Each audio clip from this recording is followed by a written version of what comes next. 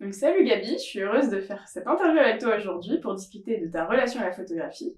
Ça fait un moment qu'on se connaît par Instagram, que je suis ton travail.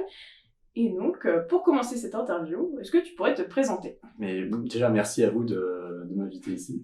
Et ouais, du coup, moi, je suis Gabi Femina, j'ai 20 ans et je suis photographe. Je sors d'un BTS photo de 2 ans. Tu es donc photographe et à ce titre, je voulais savoir de quelle manière tu penses ou tu vois la photographie, que te permet-elle? En fait, la photo, ça sert principalement à m'exprimer.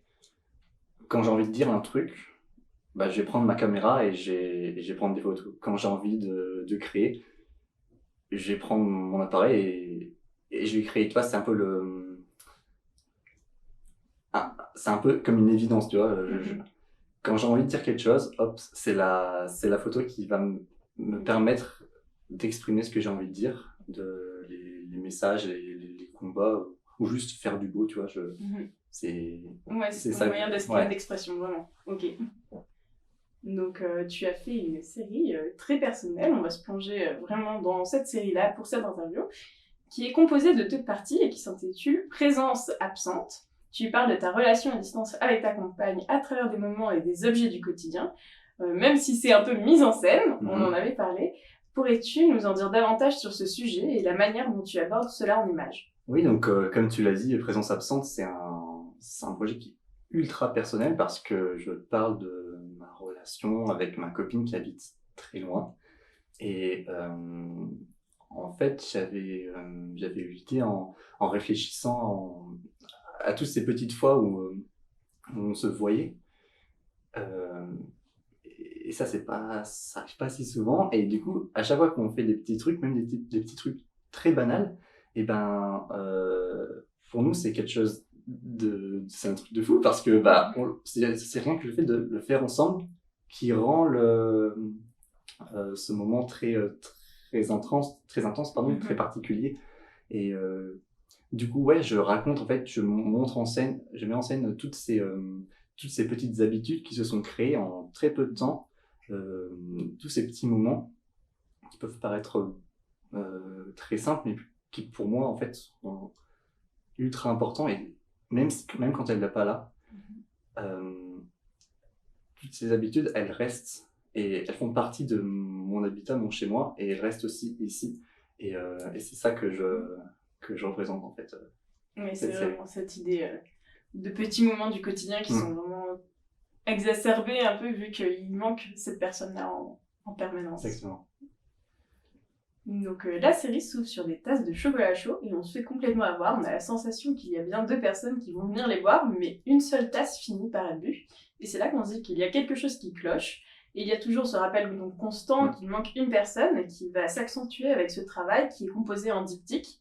Il y a aussi cette deuxième partie de cette série photo qui met en avant une technique de double exposition et ça montre un voile fantomatique sur ta compagne. Que représente toi cette forme, cette présence fantomatique? Qu'est-ce qu'elle représente En vraiment? fait, moi, utiliser l'aspect fantomatique, là, ce côté un peu transparent, c'était pour montrer un peu en fait cet entre-deux-mondes entre mon monde à moi, où ma copine est vraiment là, à 100%, et le vrai monde où, par exemple, si quelqu'un vient dans la pièce, bah, il y a que moi, il y a vraiment personne, c'est vraiment ce monde objectif où elle n'est pas là du tout.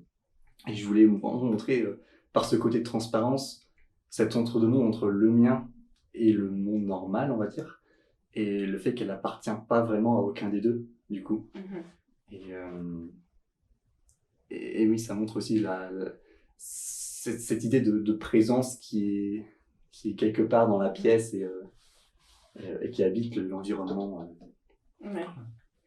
Ça se voit que c'est un mélange vraiment entre ce que toi tu penses, tu ressens, mais en même temps avec vraiment ce qui se passe réellement. Donc en fait, il y a un petit chevauchement entre deux mondes, on va dire, qui se fait vraiment à cette manière.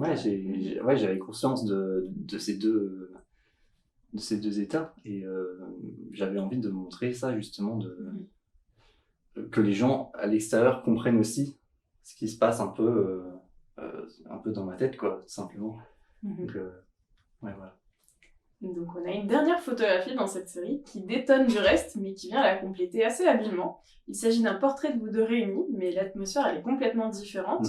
Vous semblez être en dehors de tout en raison du lieu, de vos vêtements, de vos paupières fermées, et également dans ce contact qui semble assez précieux.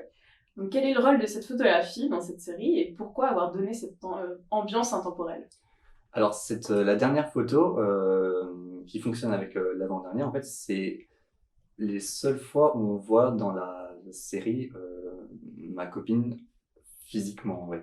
L'avant-dernière, c'est par tous les objets qu'elle a laissés chez moi, qu'elle m'a donné ou qu'elle a oublié, qu'elle m'a envoyé. Et en fait, tout ça s'accumule dans mon petit chez moi. Et en fait, tous ces objets permettent qu'elle vive à travers eux. C'est pour ça que, oui, c'est pour ça que je dis que elle est là physiquement par ces objets qui existent vraiment. Et oui, l'avant-dernière, bah, c'est son corps, c'est elle vraiment, donc qui est là. Et je voulais vraiment une dernière image qui soit forte pour fermer la série, pour dire un peu qu'on s'est enfin retrouvés. Mais pour combien de temps? Parce qu'on sait que c'est jamais, c'est jamais. Si c'est jamais. Bah, c'est pas certain, le temps. Voilà, on sait jamais quand est-ce on va se revoir la prochaine fois.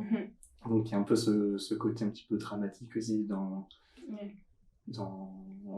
l'atmosphère, etc. J'ai montré ça un peu aussi à travers les vêtements, le fond uni, enfin les vêtements qui sont très noirs, le fond uni, tu vois. Et créer une atmosphère très sobre pour qu'on se concentre sur l'aspect dramatique et cette image forte de fin. Elle est vraiment différente, mais en même temps, ça complète le tout, je trouve. C'est assez bien fait dans le sens où vraiment on a cette idée que vous êtes réunis, mais c'est vraiment à chaque fois en dehors de tout. Il y a encore cette idée en dehors de tout qu'on retrouvait dans les autres photos, mais pas du tout de la même façon, pas la même technique. Et c'est ça qui est pas mal en fait. Ouais, merci. On complète bien la série en fait. Alors que généralement dans une série on a plus une idée d'harmonie entre toutes les photos, ce qui n'est pas le cas là. Ouais, là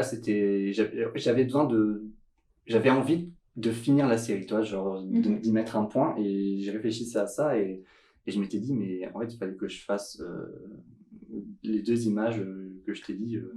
En plus les toi je les ai prises à la chambre photographique, en studio et tout, et il y a un peu ce côté rituel en fait de prévoir un moment spécial dans un lieu spécial avec toute cette pratique très unique qu'on n'a pas l'habitude. Enfin, moi j'ai pas l'habitude de shooter à la chambre et tout, et du coup ça rend le moment encore plus fort. Et oui, si. C'est pas mal en tout cas de voir aussi ce côté un peu artificiel, mais qui ajoute en fait à ce moment-là. Et donc, pour finir cette interview, je voulais te demander vers quoi veux-tu orienter ton travail photographique maintenant que tu as fini ton BTS photo? Quels sont tes projets? Ça, c'est une bonne question parce que j'ai plein de trucs et en même temps, j'ai rien du tout, dans le sens... bah là c'est totalement exclusif. Là, je vous sors une exclusivité incroyable. Je pars 1 mois en Interrail en Espagne et au Portugal pour faire une sorte de reportage photo où le but c'est d'aller dans des endroits ultra touristiques, mais je vais prendre que les touristes en photo, un peu en mode street photo et tout. Et ouais, c'est une sorte un peu de travail sociologique dans le sens où j'ai vraiment posé les questions: pourquoi il y a ces gens qui vont là, qu'est-ce qu'ils viennent vraiment chercher à ces endroits, pourquoi je retrouve ce type de personnes là et pas ce type de personnes dans ces autres lieux touristiques. Donc ouais, vraiment j'y vais, je vais prendre des photos et je vais voir ce que ça va en fait. C'est en prenant les photos que ça va répondre à mes questions là, et j'espère pouvoir faire un petit livre ou une petite expo à la fin. Donc ouais, et j'ai aussi des idées de photos films, je continue les shootings un peu en portrait, etc. Je touche à tout, c'est très varié, mais tant que j'aime tant que je fais ce que j'aime ce que je fais, moi ça me va. Trop bien. En tout cas, on a hâte de voir donc cette série qui émergera de ça. Ça sera cool. Merci à toi pour cette interview. Merci à vous, c'était super cool.